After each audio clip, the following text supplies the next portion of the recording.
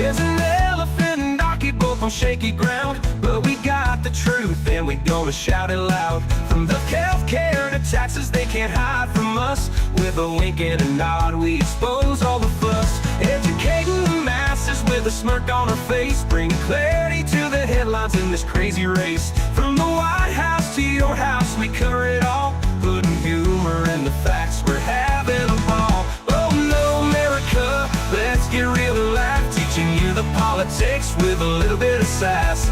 Current events and headlines that blow your mind, only on Oh No America you'll find. Hello, everybody. Hello.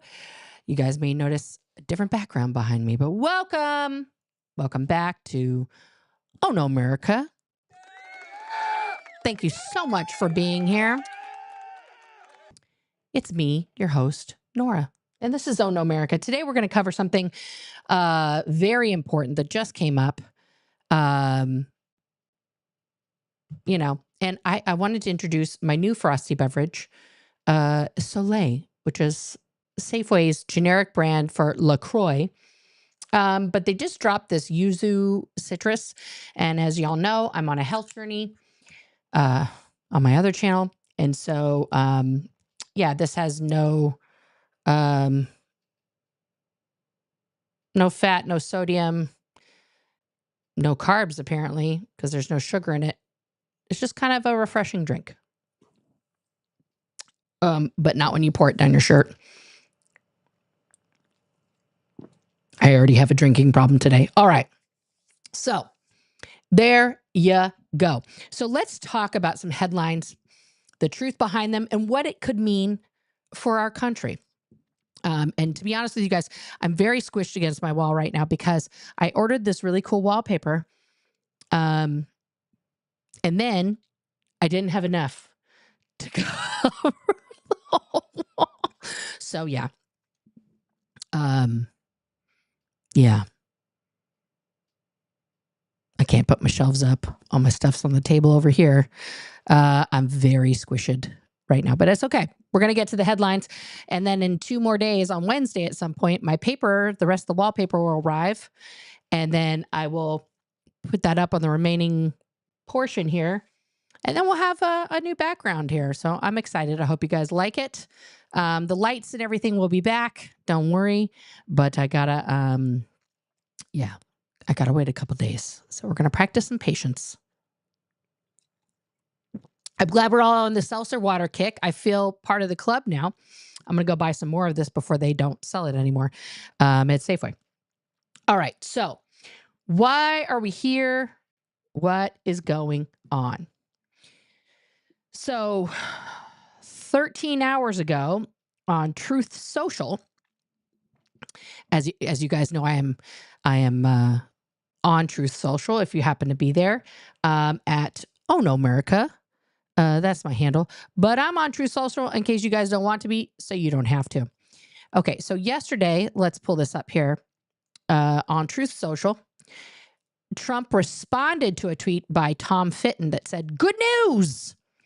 Reports are the incoming real Donald Trump administration prepared to declare a national emergency and will use military assets to reverse the Biden invasion through mass deportation." And Trump says, true. He says that is true. So what does this mean, guys? What does this mean? Okay. Here's the Vanity Fair article. Also showing off this brand new show, Lioness. This is not sponsored by Paramount Plus in any way, shape, or form, but this show looks amazing, to be honest. And I might even try like a week of Paramount Plus just to binge that. Moving on. All right. So this Vanity Fair article is from today by Eric Lutz. He says, Donald Trump is preparing to use the military to carry out mass deportations. Legally, the president-elect could see his anti-immigration plan get a big stamp of approval. Logistically, it will likely be beset by major challenges. Okay. Donald Trump Monday said that he would use emergency powers in the United States military to carry out his mass deportation plan, a centerpiece of the immigration crackdown he promised in his 2024 campaign. Though he provided no additional details, it would be an extreme move and draw immediate legal challenges from immigration groups. Okay. Trump declared a national emergency in his first term, if you guys remember, during a standoff with Congress over funding for his border wall. Though that decision was hit with an injunction, the Supreme Court then, comprised of a 5-member conservative majority, sided with the Trump administration. Joe Biden ended the national emergency declaration on his first day in office, later saying it had been unwarranted, right? Okay. A national emergency for the purpose of a mass deportation initiative would seem similarly unjustified, especially given the dramatic decrease in border crossings this year. See, we had no emergency declared, yet the border crossings in 2024 are down. Okay. But this time around, Trump may be on even friendlier legal terrain. The Supreme Court now has 6 conservatives, 3 of whom he appointed. He will likely install scores of Trump-friendly judges throughout the judicial circuit, and his allies are preemptively working to draw up anti-immigration measures that could withstand lawsuits. Okay, we went over this before, guys, but I just want to bring up this here. Okay, so the branches of government, the executive, that's where Trump is going to be. Okay, the executive, he's the POTUS, President of the United States, and his VP. Okay, they're going to have that 4-year term. We went over a little bit presidential powers. One of them is, declaring these national states of emergency, things like that. Okay, legislative, we have Congress, we have the Senate, and the House, which right now are both completely Republican controlled, with MAGA Republicans heading both of them. Okay. The judiciary. Okay. There's 9 of them total. Okay. And right now he has 6-3 in the voting. Conservative to, liberal leaning Supreme Court justices.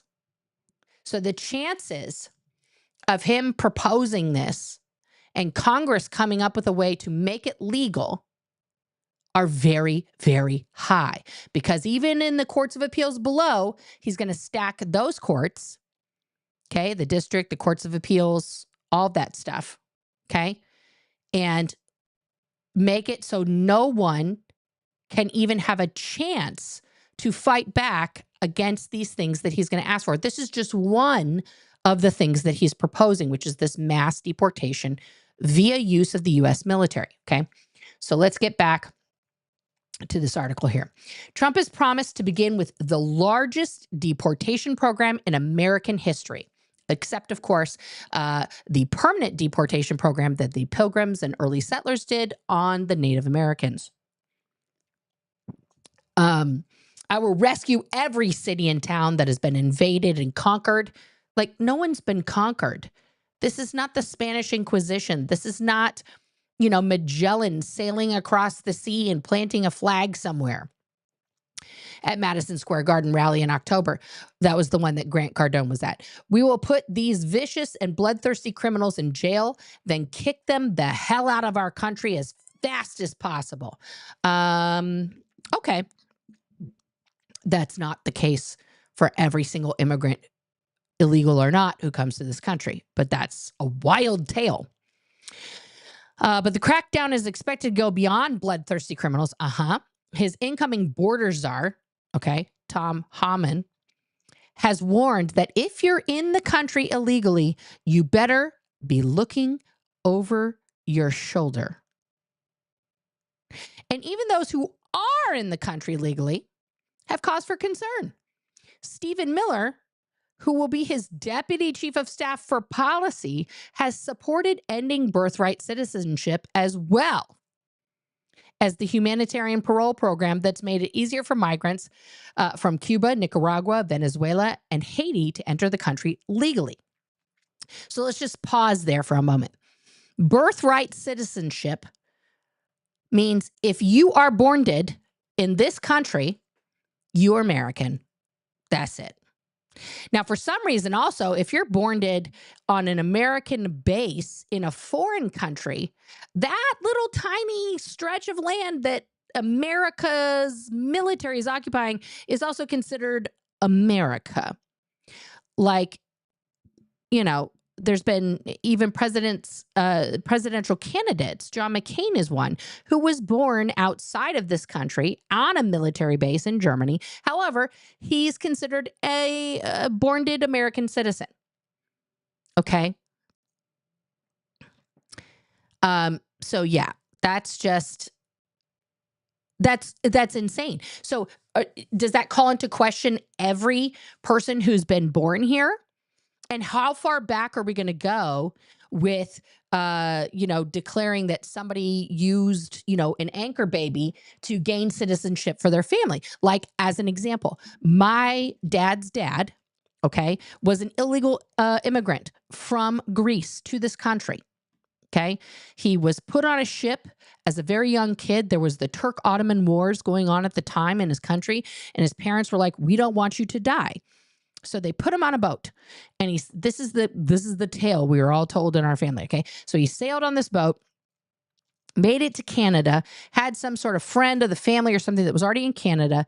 They got him over the border, okay, to where he took a job in a graveyard with my great grandpa, my popo, okay, Burl Watts, and met my grandmother and fell in love with her. Now, my grandpa, Shorty, he only had one kidney because, like, as a kid, something had happened, some sort of like spearfishing incident. His family were all fishermen. Something happened. Anyway, he lost a kidney as a kid and wanted desperately to do everything American, right? So he stole a name off a gravestone, Emil John Sova. That's not his given name. He stole that off a gravestone and decided that was a super American sounding name. Okay. And then married my grandmother, then joined the Navy and served on submarines in the United States Navy during World War II. However, because of his one kidney, there was like a big problem. Like, how's he going to get in the Navy? So my great grandpa, my popo, went to his doctor friend and was like, bro, I need an x-ray of my kidneys. Just don't ask questions. I just need it. And he gave this x-ray to my grandpa, to Shorty, who then gave that to the Navy recruiter guys. And they were like, looks good to me. And then sent him on his way. Okay. My grandpa contributed a lot to different things in this country. He fought on submarines in World War II. He helped build the Golden Gate Bridge. He did a lot of stuff, and then he died tragically at 45 of a massive heart attack. And my grandmother remarried, etc. Okay. But does that mean, like, this is why I'm asking, how far back does it go? Right? Because then that means under this rule, my grandmother was American, but my grandfather was not. Right? So does having one American parent like make it okay because the other parent was foreign? Or are we just talking about like two foreign people that come here and then the baby's born and then the baby gets no citizenship because both the parents are foreign? Does that mean I now have like some weird dual citizenship in Greece, which I would love, by the way? But like all of these things, it doesn't make any sense, right? Because if what makes you American is being born here, then how can you take that away? Because we're all descendants of people from other countries. Unless you're 100% one of the, multiple Native American tribes here in the United States. Right? So why would we redefine that? Like, I don't even understand the thinking behind that. Like, Stephen Miller wouldn't even be fucking American by that, definition. Right? So I don't understand, how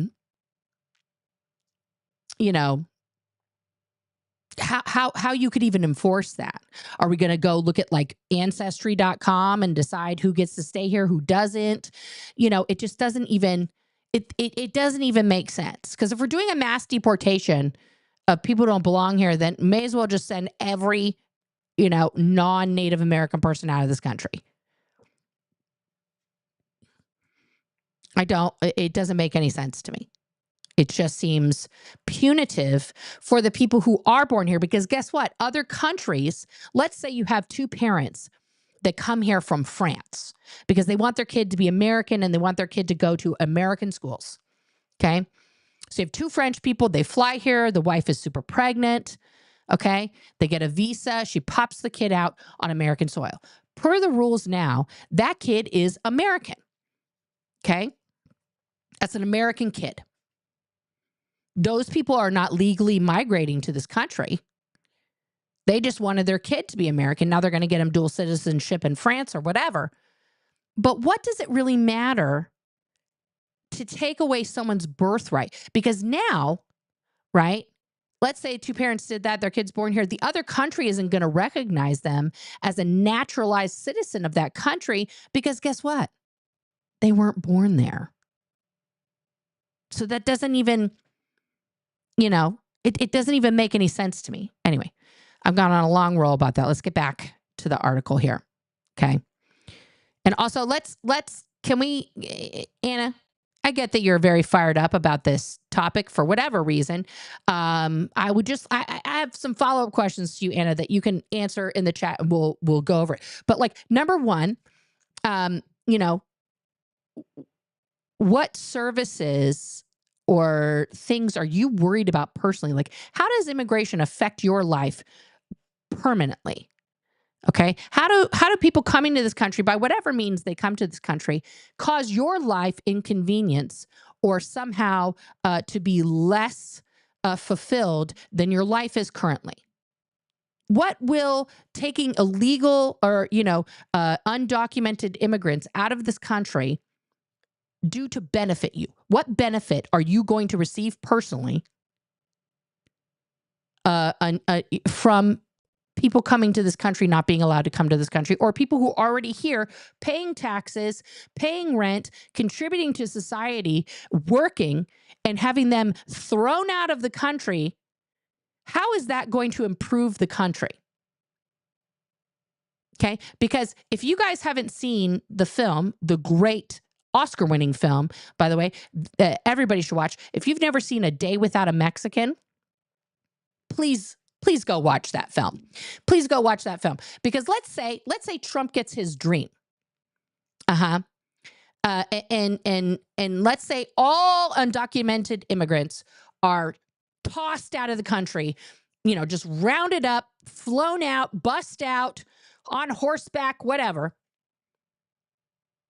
America will cease to function as a whole. America will cease to function.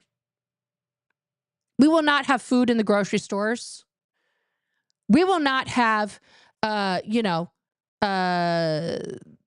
vegetables, fruit, any of those. We won't have any of that. Our housing market will collapse within seconds. Construction will stop across the boards. You want to go out and eat at a restaurant? That won't happen. They will all be closed. Okay. Oh, you like when your HOA pays for the lawns to get mowed and the leaves to get blown away and all that stuff? That's gone. You like when your hospital is clean and the bed sheets get changed in hotels and things like that? That's done. There is not an industry in this country that does not rely heavily on undocumented immigrants to do the work that white people will not do because it's not paid enough. Now, that's a whole other separate problem. Okay, that's a whole other separate problem, people not getting paid the correct wages. But if you throw out every single undocumented immigrant because you're pissed about one thing that happened or whatever, this country will cease to function. You think the stock market crashed that one time in the 20s? Companies will go out of business. They will be done. There'll be nobody unloading the docks. There'll be nobody, unloading cargo and other things. I don't. However, I expect and I know that white people aren't doing those jobs, Anna. Get over yourself. The only time I've ever seen the whitest town in America, you know where the whitest town in America I've ever been to? Ely, Nevada. Ely, Nevada is right outside Area 51. And that was the creepiest, whitest town I've ever seen. It was the only time in my life that I've been at a hotel, and I've been to many hotels, okay, across this country in different cities, different times, different places, okay? It was the only time I saw all white people, young white people, like teens, cleaning a motel or hotel. And everywhere I went, it was all white people. Like as if that was on purpose, that they didn't want, you know, and but it's not racist to say every single undocumented immigrant should leave. Please, Anna, take every available seat. I don't expect them to do that. I'm telling you, statistically, people who are hiring low-wage workers, that's who's taking those jobs, and very young, unqualified people. Why don't you open your eyes and take a look and see the industries that hire these undocumented, and it's not just Mexicans. That's very racist, Anna. Okay. Yeah, I do say white because it's annoying. It's annoying that white people who stole this land, okay, who still think we're some sort of supreme race, which we are not, are in charge. We're the minority. Hello, white people. We're the minority in this country now. Get used to it. And if you think that somehow non-white people becoming the majority is going to be bad news bears for us, it might be. We would definitely deserve it as a people. However, I think that Black, brown, and Native people are going to be far more compassionate with their majority rule than white people have ever been. Okay? That's just a fact. Also, Anna, you got to calm down. You don't care about my race. If you're a criminal, you'll be deported. That's not what they're saying. So, Anna, pay attention. You're hearing the part you want to hear, that criminals will be deported. Okay? Okay. But that's not the only people they're planning on deporting. So please open up your ears all the way and listen to the whole sentence that people are saying. They are not picking and choosing here. They're not picking and choosing. And even some people that are here legally may also get rounded up in all this shit. Okay? Because if you think for 1 second that a Black or brown person who looks foreign to a law enforcement officer who's running off the edict of gotta round up the illegals, that legally, even people who have been here 2-3 generations, that they're not going to get swooped up in these, sweeping roundups of people. Give me a break. This is an open place to have a discussion. It's an open place to have a discussion, Anna. But yeah, please, try listening. Okay. Try listening. It's hard to hear critiques of white people. Okay. I understand that. We don't do that a lot in this country, especially from a white woman. White women, we don't critique white people and ourselves that much, but we need to start. We are a majority of the problem. Women in this country are more than men in this country. Okay. We're almost 60% of the population. Okay. And white women make up the majority of that women. Okay. So we need to be better. We need to be better. And we need to hold ourselves accountable. Okay, Anna, for the 4th time, it's the last time I'm going to say it. And then you have to just hear it or don't hear it and let it go. I don't expect Mexicans. First of all, none of those jobs I said are disgusting. What's your problem? Are you afraid of actual labor? I have done almost every single one of those jobs that I listed in some capacity or another in my life. So you think that washing dishes in a restaurant is beneath you? You think that picking vegetables and, contributing to our massive farming infrastructure is disgusting? Do you eat vegetables? Do you eat food in America? Now, I've never worked on a chicken farm, so I don't know anything about that practice. My grandmother grew up on a chicken farm and she fucking hated chicken. Okay. But there is no job that is beneath me. None. Trust me. I've been forced to do a lot of jobs that were disgusting, but I still did them. And I have been paid to do jobs that some consider menial labor. Okay. And when I was on those jobs, Anna, guess who was the minority there? Me. Because I was white and also a woman. Okay. So if you haven't done any of those jobs, please take every available seat. No, Anna, I don't know who you are. You're correct. But you know who I am and you know what I'm saying. Okay. So let's try for a minute. All I can see is this avatar of your adorable dog. That's it. I don't know anything else about you except for you got a tiny dog. Possibly. I don't know whose dog that is. I'm going to assume it's yours. If it's not yours, I apologize. But here's the, what you have to understand is that a majority of those jobs are held by people of color. That's just statistics. That's not racism. Okay. So look into it yourself.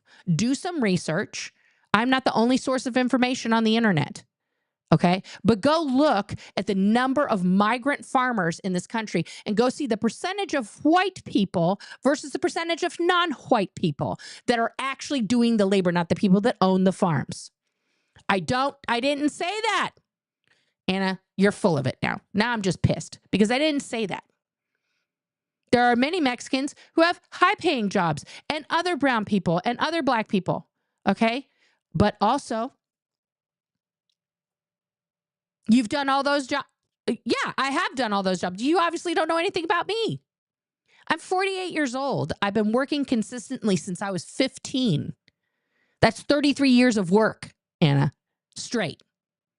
So, yeah, I've done a lot of stuff. But like this mass idea that we're just going to get rid of these one particular type of people that are a problem because we've decided that we can't possibly fix the immigration system. We'd rather take people who are law-abiding citizens, taxpayers, round them up as if they were criminals, and perp walk them out of this country. That is un-American. That is gross. But Anna, do yourself a favor. Go watch A Day Without a Mexican, and then you tell me. You tell me how racist I am. Okay? Let's move on here because Anna's sucking up all the oxygen here, like way too much. Oh, I see. Oh, she is, Jack? She just came here because she's a Tony D'Amato fan? Okay. Okay, Anna, then you know what I'm saying is true. If you grew up in the 80s and 90s, honey, then you need to take a seat. If you're just here to harass me because Tony D'Amato sent you over, like I'm going to ignore you for the rest of the time. I'll be honest with you. I'm not here to entertain zero dipshits simps. Okay. Like that's no. Okay. So let's get back to this very important article. Let's look at some facts. Okay. So Tom Homan, his incoming border czar, has warned that if you're in the country illegally, you better be looking over your shoulder. That is very ominous. That is a threat. Even those who are in the country legally have cause for concern. Stephen Miller, everyone's favorite jackal, will be his deputy chief of staff for policy, has supported ending birthright citizenship, as well as the humanitarian parole program that has made it easier for migrants from Cuba, Nicaragua, Venezuela, and Haiti to enter the country legally. And J.D. Vance, who spread racist lies about Haitian immigrants in Ohio during the campaign, has suggested the Biden administration's temporary protected status for Haitians was illegal. Who in this country consented to allowing millions of aliens to come into this country unchecked, unvetted? Vance asked at a rally. None of us did. Well, actually, that's kind of the whole point of this country, is that people literally took a months-long boat ride from their, a destitute life in another country and came here to do what? Live the American dream. It's been happening since the 1800s, since they stole the Western lands from the Native Americans and the Louisiana Purchase. And they just started, like, guys, have you never seen the movie Far and Away? I know it's a Tom Cruise movie, but that's based on like actual facts of them just like having people race across the country to slam a flag down in a plot of land and be like, that's mine now. Like, that's mine now. So, yeah, like this is to get mad at, quote, illegal immigrants who have come here to do the same thing, essentially, come here to work, come here to live a better life, is ridiculous to me. It's ridiculous to me. All right. Executing this dark anti-immigration vision comes with significant logistical challenges. But of course, that didn't stop Trump from forging ahead on aggressive and humane measures, including family separations and children in cages, before Trump, more empowered than ever, could go even further in his second term. Okay, let's take a look at X, at Twitter here. This is a page that's dedicated. We work every day to fight for the American people and advance the rule of law in the United States. Join our email. Like, no, they are America First legal. No, that's not. They're not for America First. This is, stupid. End the third world invasion. Stop mass illegal immigration. Add your name.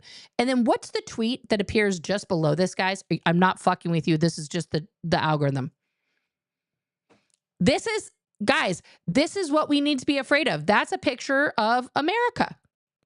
That's a picture of America and people flying the tiny mustache man from 1945, in Germany's flag on this soil. Like,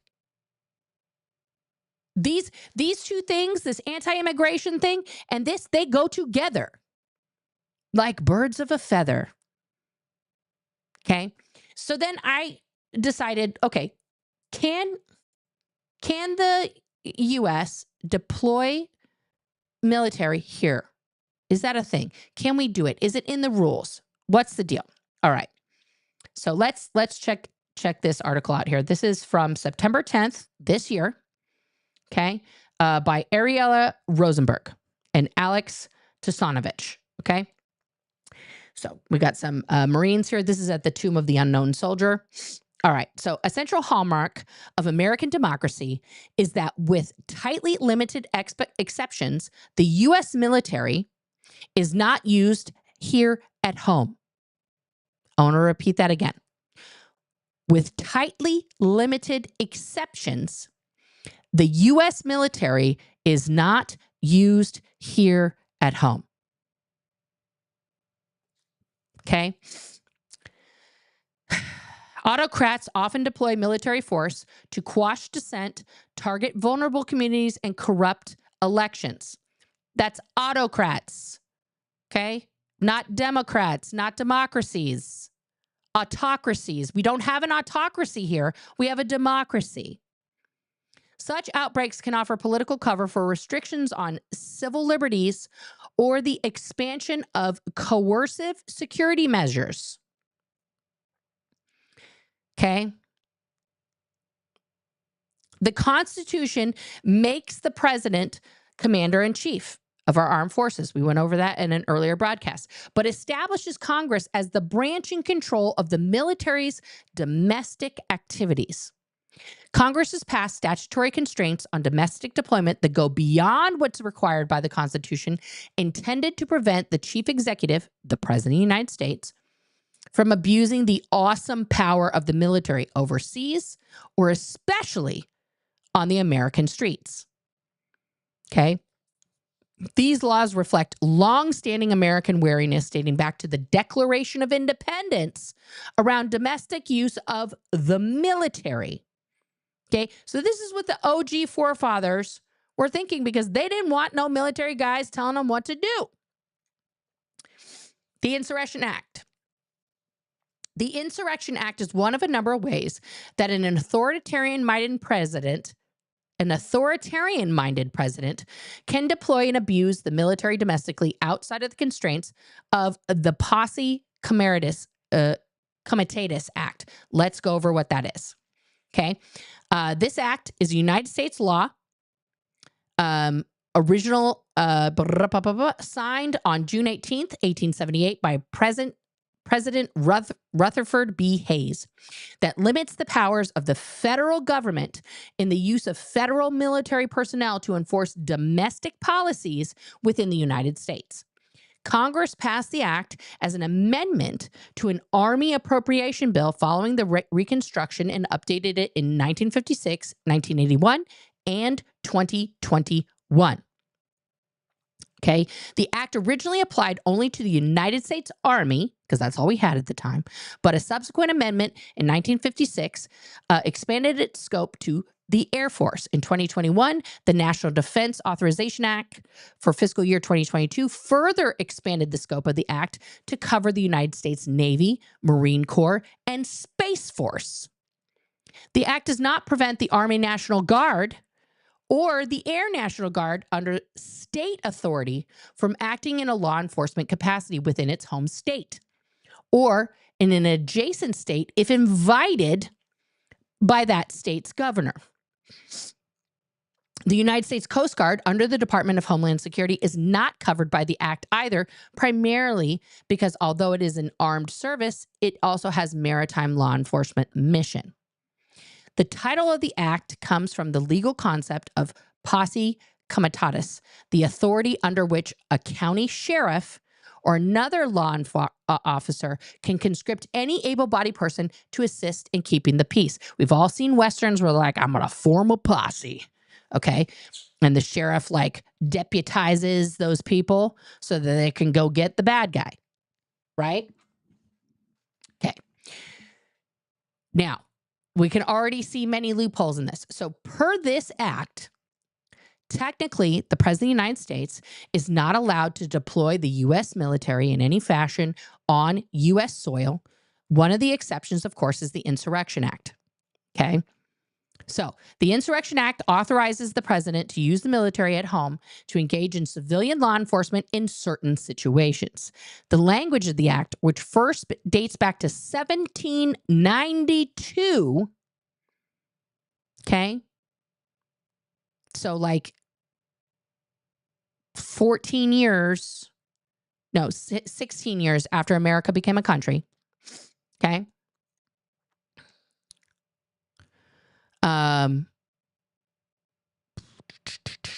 Well, Jack, if you're going to leave, I should say this at the beginning of every broadcast. If you're going to leave a comment or question, if you don't type comment or question, I can't search for it because I don't have anybody here on the back end to star things for me. So I have to search after I'm done chit-chatting unless I catch a question that's relevant during the time I won't be able to find it unless you put question or comment in there. Okay. Permits the president to use the federal military domestically to suppress, and I'm quoting what it's supposed to do, any insurrection, domestic violence, unlawful combination, or conspiracy. These antiquated terms are not defined in the statute. Moreover, an 1827 Supreme Court decision held that the president alone decides when to invoke the act because he is, quote, presumed to act in obedience with his duty, unquote. Like they literally like, the president isn't going to do some wackadoo shit. He's going to act within the scope of his duty. It will be warranted.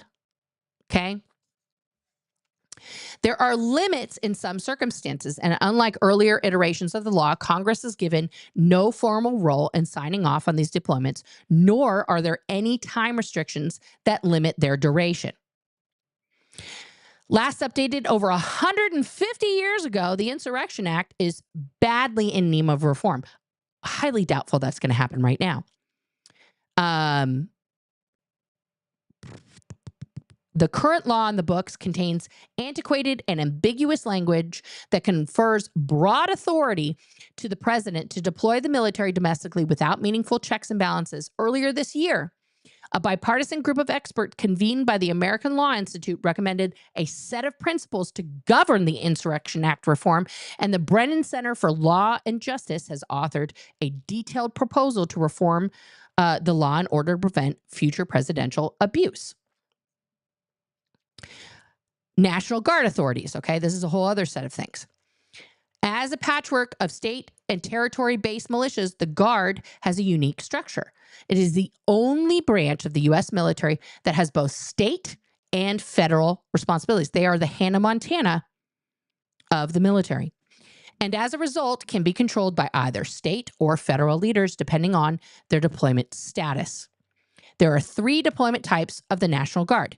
1, state active duty.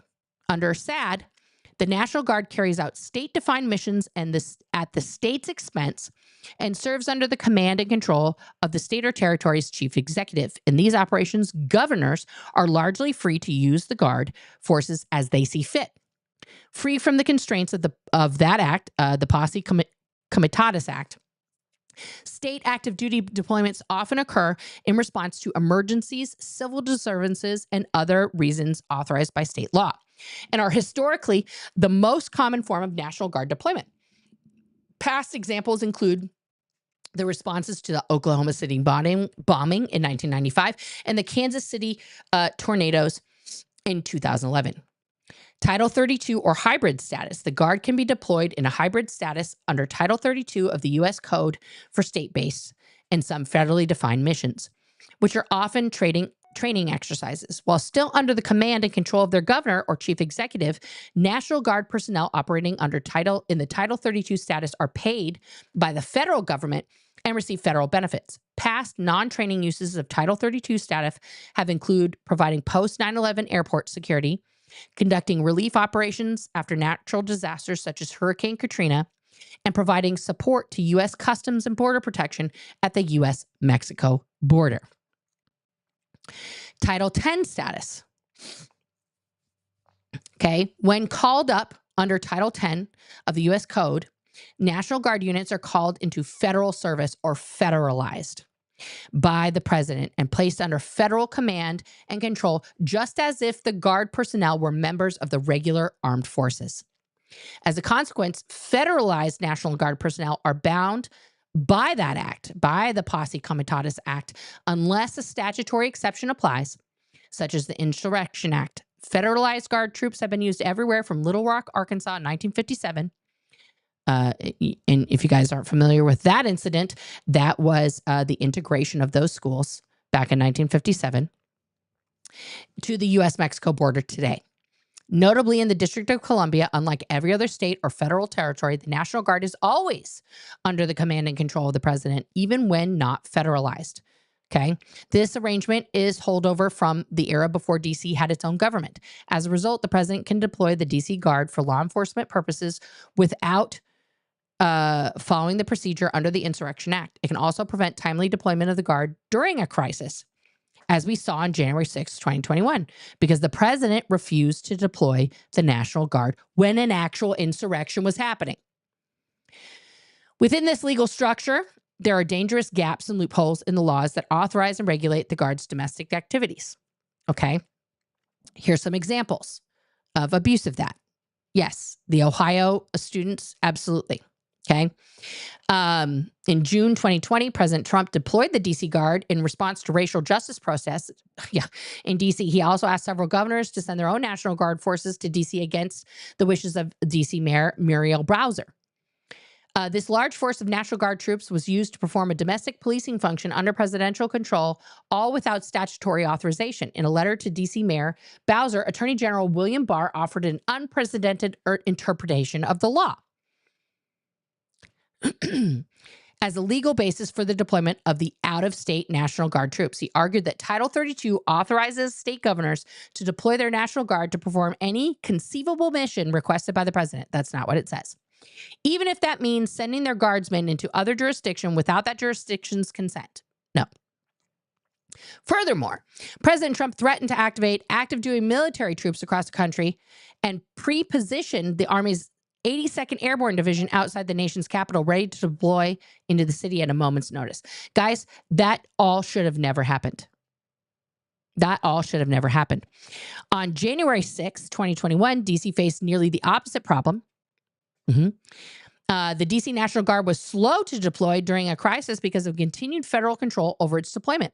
In every American state, as well as Guam, Puerto Rico, and the U.S. Virgin Islands, National Guard forces are subject to gubernatorial control unless the president calls them into federal service. But in D.C., the National Guard remains subject to permanent federal control. On January 6th, this meant that the D.C. mayor could not quickly dispatch the D.C. Guard to reinforce the Capitol Police and the D.C. Metropolitan Police officers attempting to defend the U.S. Capitol, some of whom died. The need to seek federal approval of the DC's Guard deployment resulted in a delay of several hours, injuries, death. The Guard did not arrive at the Capitol until after 5 p.m., at which point both chambers of Congress not had been secured, already had been secured by, I guess, other means. They'd also already been invaded. These events demonstrate the urgent need for reforms to clarify its command structure for domestic deployment, outline how and when the National Guard may or may not be deployed domestically, and make clear the Guard's legal authority when it acts. Okay, so many problems here. Okay, many problems, as we could just see there. First of all, a lot of Republican governors won in this last election. And when I say Republican, I mean, let me translate that. A lot of MAGA governors are in office and are getting sworn into office as a result of this last election. We have a MAGA-controlled Congress, both houses. We have the MAGA president, okay? These tiny little loopholes, which Bill Barr already put in place, okay? From what Trump is saying out loud of his mouth hole, he believes he has carte blanche to just point his finger and say, I want you guys over here, right? Now, these acts that were written a long, long time ago were supposed to prevent any use of military force in this country with very few exceptions, okay? But simply using either the National Guard or, in fact, our, active military to enforce a possibly, illegal mass deportation is just the start. Guys, this is the first step in putting the entire country in a complete police state. This would not be the case in our country since prior to the American Revolution. I really want you guys to think about that concept. Prior to the American Revolution, this was a police state. We had British troops stationed everywhere in this country who patrolled the streets freely. They would just, do whatever they wanted because they represented the king. Nobody was going to tell them what to do, right? They could do anything they wanted here, anything. And then democracy was born, right? There's a whole reason why we wrote the Declaration of Independence. It's the entire reason why we fought the war to kick, England out and have our own country. And now then we wrote a constitution to try and formulate what we wanted out of the Constitution. And let's not forget what that was. Let's read what that is.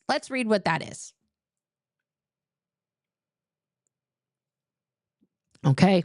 We, the people of the United States, in order to form a more perfect union, establish justice, ensure domestic tranquility, provide for the common defense, promote the general welfare, and secure the blessings of liberty to ourselves and our posterity, do ordain and establish this Constitution for the United States of America. Instead, we're getting this. We're getting a Trump dump on liberty. That is what we're getting. Okay? We're getting, once again, a complete and utter dump of obscurity on what America has become today and what we should be. Okay? And we can see these things starting to pop up already, around. This is a serious situation. for people who have come here for a better life, who are in the middle of the immigration process, who even have done it correctly and are on the road to a green card and all this other stuff, and they're about to take their citizenship test. What about those people? Well, Stephen Miller would have those guys booted because their kids are just anchor babies and they shouldn't be here. Even though those people came here legally years ago, because it takes years to become a legal citizen here. And in the meantime, they had kids. There's nothing barring immigrants for coming here, building a life, getting married and having children. Under Stephen Miller's proposition, does that mean that Kamala Harris is not a legal citizen? I mean, let's think about that for a minute. Her parents were both immigrants from other countries. Does that mean she's not a real American? She was born dead here. She's qualified to be president of the United States. But in Stephen Miller's definition, no, she's not. Is he going to try and deport her? Is that I would love to see Stephen Miller try to deport Kamala Harris for being born to immigrants. Right? There are a lot of people in Congress who are born to families of immigrants. Are we going to round all those people up who were lawfully elected? Is this a retroactive thing? You're just going to start it now? Like, this is where we can't draw any lines because they're all ridiculous. They're all ridiculous. This is the start of America unraveling itself at the very seams, at the very fabric of what makes us America. Make no mistake, I get that people who, especially people who live on border states, okay, have very strong feelings about this. Okay, the way they interact with the flow of migrants coming into this country is completely different than someone here in Oregon, than somebody in South Dakota. Christine Noam, okay? Like, it's ridiculous to me that other states like Ohio and these other, well, we're a border state. What are you bordering? You're bordering other American states. You can't do that. Okay? And the parts of California that are, experience immigration in totally different ways, like San Diego, y'all. People in NorCal who sit up there, I don't like immigrants, and they're up in fucking Redding and shit. Shut up. You're not on the border of anything. What are you on? The border of Oregon? I don't like all these Oregonians. Okay. Guess what? Oregonians fucking hate Californians. Okay. So it's like, all of this stuff doesn't make any sense. Okay. It doesn't make any sense. The real problem, okay, and let's start addressing the real problem. The real problem isn't the people that want to come to here. The problem is that our immigration system is broken. It is a trash dumpster fire heap, y'all. Okay? And that is what needs to get fixed. We need to fix how people come to this country, the process for them to be accepted in this country as a citizen. We have to overhaul that, period. We have to fix it because it is broken.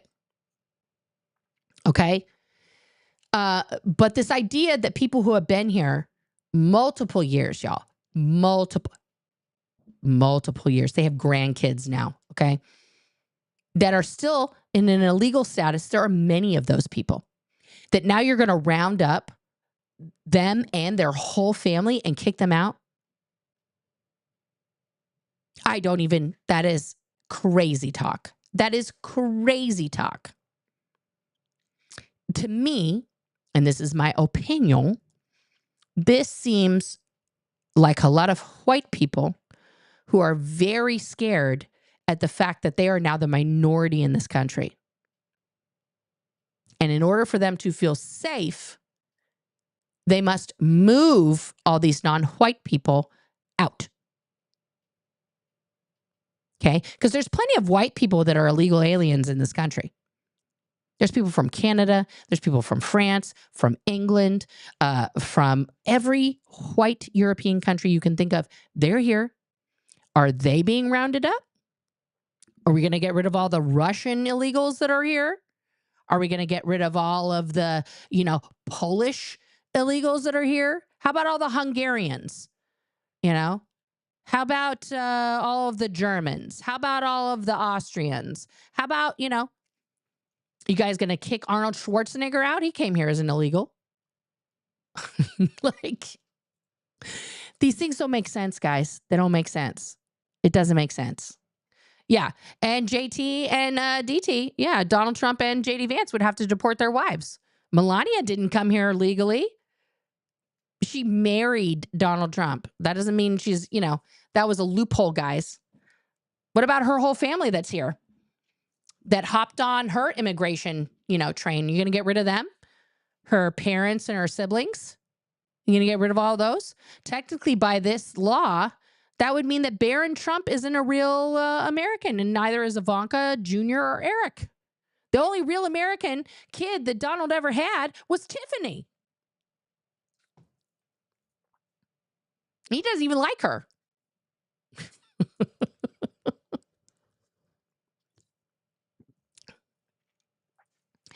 So, yeah. It doesn't even make any sense, guys. It doesn't make any sense. Let me get to your questions and comments here. Okay, here we go. Oh, well, thank you, P-Flag. Love your P-Flag family. Thank you for being here as always, and you're very welcome. Yeah, Caroline, me too. I hope somebody helps us. I'll feel like we will face mass work shortages if, I mean, guys, here's the deal. Go watch A Day Without a Mexican. That's just that. And that movie was made. When was that movie made? That movie was made 20 years ago in 2004. Okay. So the plot of this movie, in case you've never seen it, and I would love for you guys to watch it. Okay, because it's an important film. Okay, let me pull up my Jersey screen here. Okay, A Day Without a Mexican is a 2004 fantasy film directed by Sergio Arau, and his directorial debut from screenplay co-written with Yareli Arizmendi and Sergio Guerrero. It stars Yareli Arizmendi, John Getz, Maureen Flanagan, Muse Watson, Fernando Aru, and Eduardo Palamo. The plot offers a satirical look at the consequences of all the Mexicans in the state of California suddenly disappearing with a mysterious pink fog surrounding the state, preventing any communication or movement with the outside world. Okay. So this is a fictional account of what would happen, but it's pretty accurate. Just like, unfortunately, guys, I don't know how it happened, but Idiocracy came true. And if y'all haven't seen Idiocracy, you need to, because we're in that film. We should figure it out. The UK made it so kids aren't automatically British by being born here. I can't remember the details, but they might use that as a framework. Interesting, Gunna Fawcett. I'll have to look up that. Let's see. Let's Google.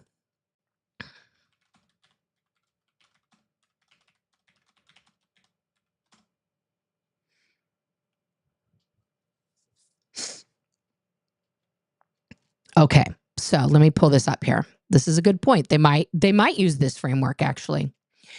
So no, children born in the UK are not automatically British citizens.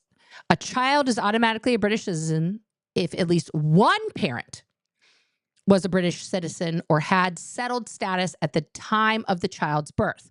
Settled status includes indefinite leave to remain, right of abode, or permanent resident status.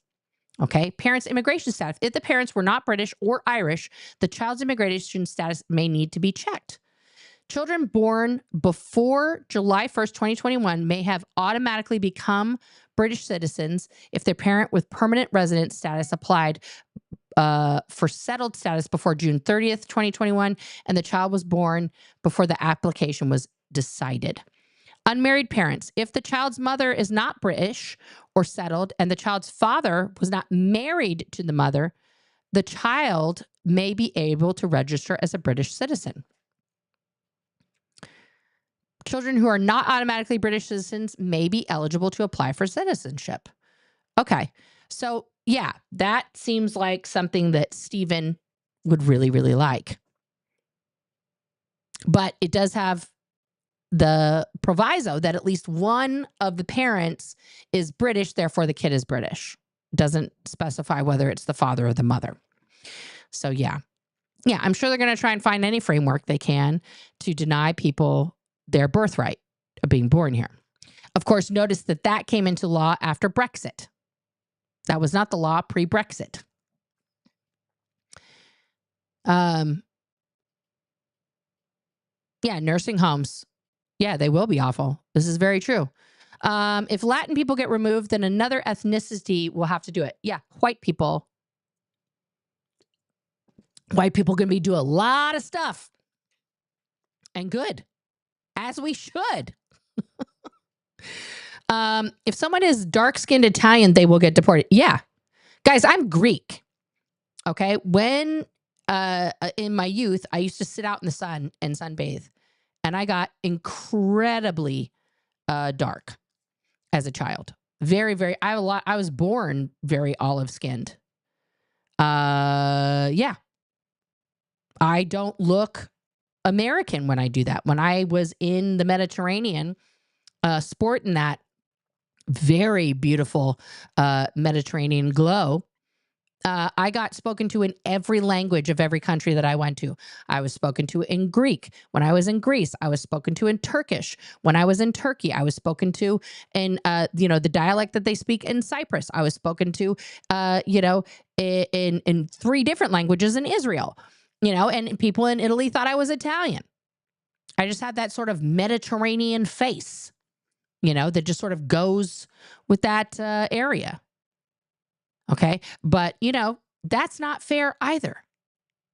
Part of the reason I grew my hair out, people asked, why'd you grow your hair out? Part of the reason I grew my hair out, y'all, is that when my hair is short and I'm tan, I cannot tell you the number of times I got racially profiled incorrectly as a person of color. And also I have many tattoos. So that sets off alarm bells for police and just immediately wants to pull me over. And then they feel very bad and let me go immediately when they find out I'm as old as their mother and I am a mom and not, in fact, a gangster that they are looking for. So, yeah. Fun. I would challenge any American-born person to work side by side with any farm worker picking the fruits and vegetables that we all eat to see who is the harder worker. I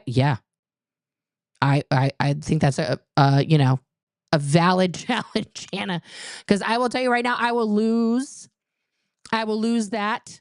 My body is very broken. If I had done that challenge perhaps in my youth, prior to herniating several discs and breaking bones and things like that, I might have kept pace for a while, but I've never had, I've never done it. I mean, other than in the garden that we had, that was a large garden.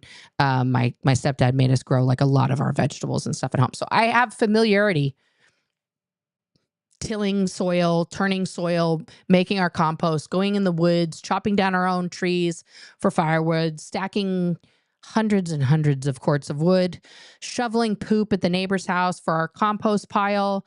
And then we had to take our own trash, guys, down the mountain on a 40-minute one-way drive to the dump to dump out our own trash because we didn't have, the road was too narrow and too windy for garbage service to get up there. So I get that. I get the hard work that it takes to do those things. Absolutely. Have I been on my knees all day picking radishes? No. There's not a machine that does that, guys. Those are humans that go on their knees all day and pick radishes and pick cabbage and pick the kale and all of the leafy greens are handpicked. There are few crops that are machine tilled. Okay, corn is one of them.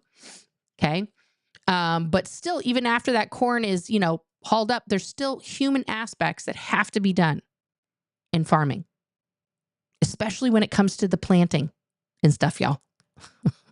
So it's all a huge industry. It's all a huge industry. Yes, this is very true, Nico. This is very true. This is exactly how things started with Jewish people. First, they came for the queers, and then the Jews. Thank you, Cher. Hubbard would consider Anna still an antisocial person. Maybe. We witnessed what happened when Nixon wanted the Vietnam War protesters shut down. Yeah. Hoses in the streets, y'all. Hoses in the streets. And the Ohio National Guard shot 4 students at Kent State. That's still the deadliest use of force by American military ever since the American Revolution. Domestically.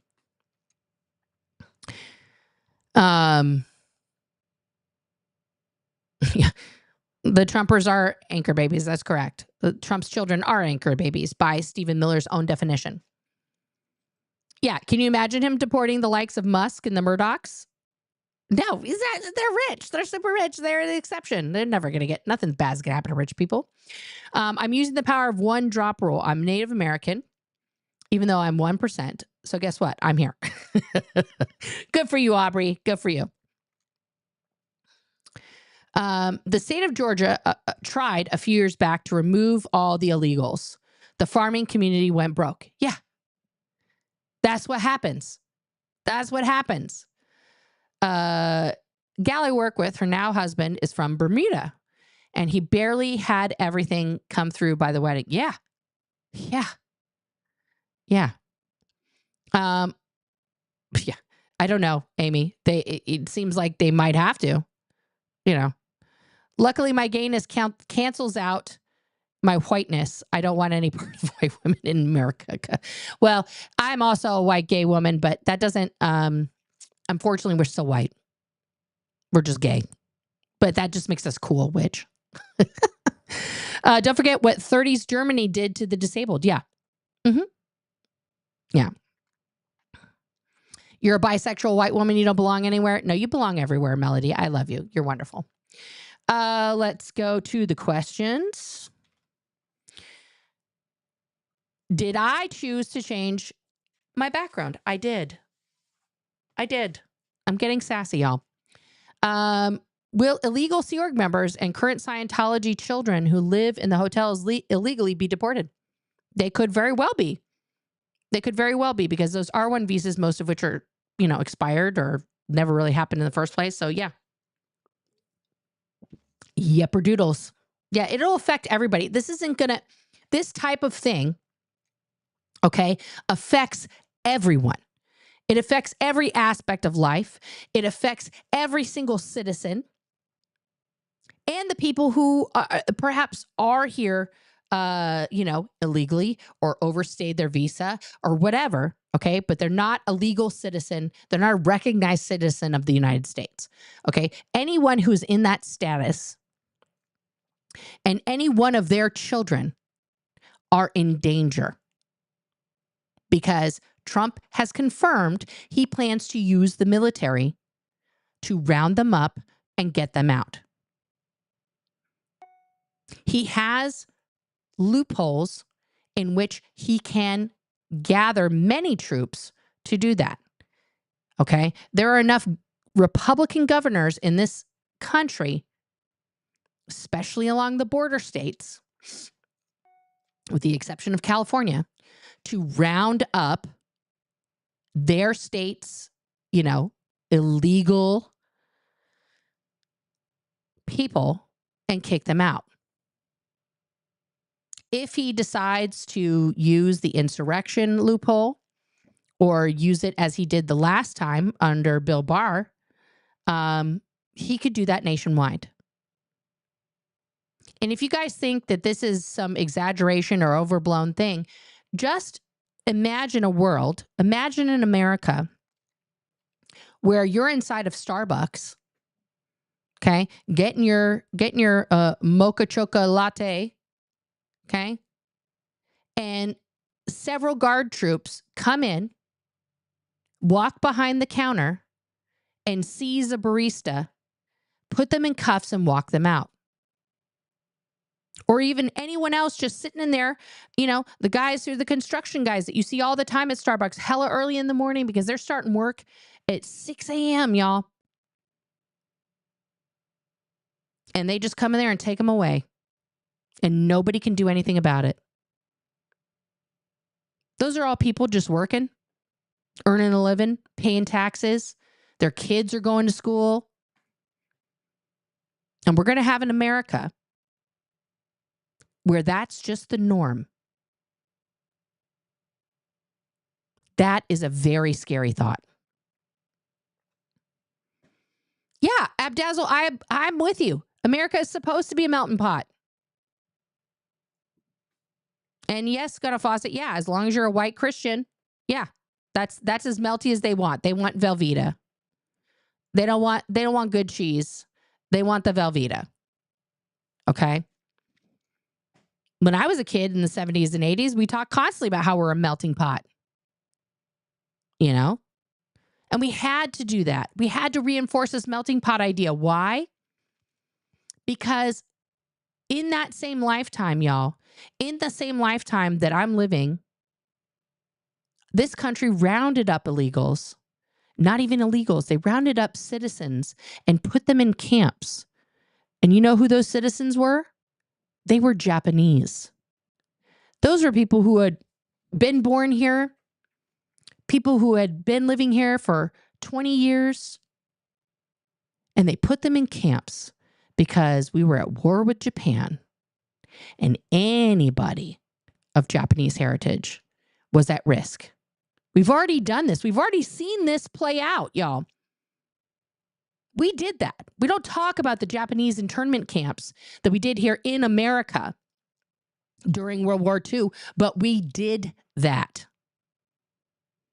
Now, we're not even putting them in camps. We're kicking them out. How do you think that's going to go? How well do you think that's going to go with the use of military force? Yeah, everybody forgot about the Japanese camps. We did, just like we forget about the genocide we committed in stealing this land from its native occupants. Guys, we have forgotten more of our own history here in America, okay, than we have ever learned from what we have done inside of it. We like to pretend that none of that happens, and we just gaslight ourselves and the whole world that we're this great, powerful, equality, beautiful, shining hill on a mountain place. We are not. America was born of slavery, of misogyny, of patriarchy, of white supremacy, and of genocide. That is America's birth story. We need to start owning that. Yes, the great George Takei, Mr. Sulu, on Star Trek was a small child growing up in those internment camps. He made a whole Broadway play about it.